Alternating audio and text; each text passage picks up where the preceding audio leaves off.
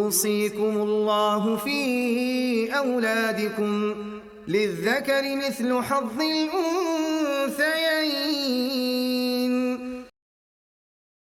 Assalaamu Alaikum wa rahmatullahi wa barakatuhu. Bismillahir Rahmanir Rahim. In this video, we will go through the example in exercise 11.2. This is in the Munaasakha chapter and can be found on page 51 in the Islamic inheritance book. In this example, Zainab passes away. She leaves behind a husband, Zaid, an uncle, Bakr, and a mother, Aisha. And then before Zainab's estate is distributed, Zaid, her husband, also passes away, and he leaves behind 3 sons. And these 3 sons are not Zainab's children, they're from another wife. And because the second deceased's heirs are different from the first deceased, therefore is scenario 2 of Munaasakha. As is mentioned here, this occurs when the heirs of the second deceased differ from the first deceased.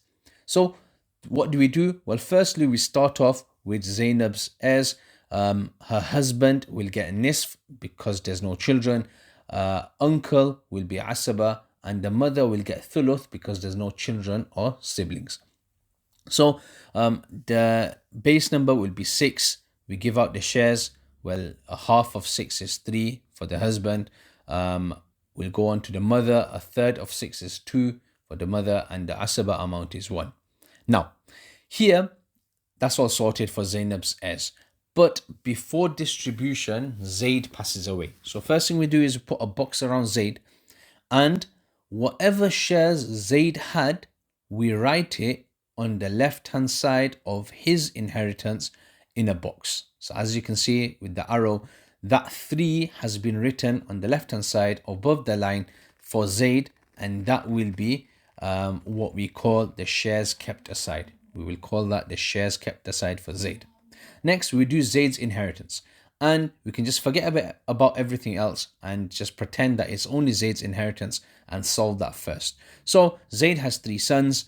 The shares will be asaba. Because there's no fractions, we count how many people there are, and the base number will be 3. And each of the sons will get 1 each. Now that's Zaid's inheritance sorted as well. Here is where we start applying the Munaasakha rules.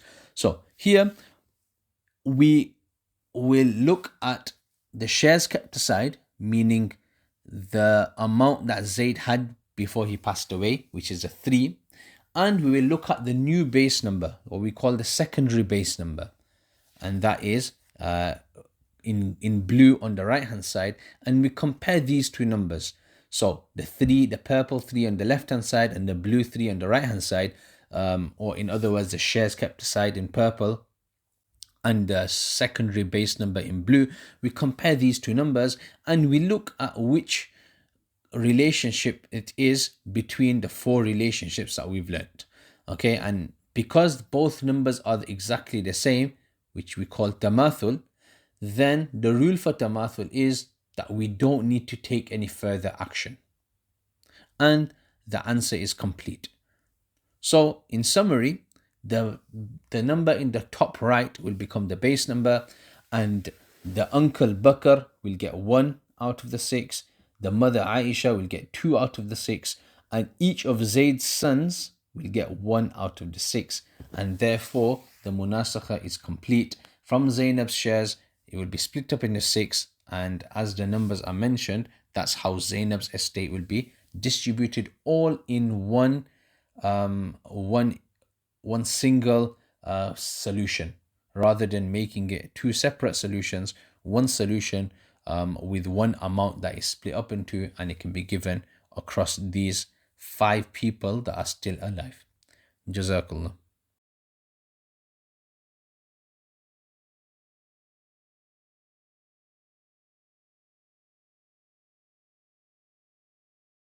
ربنا تقبل منا إنك أنت السميع العليم.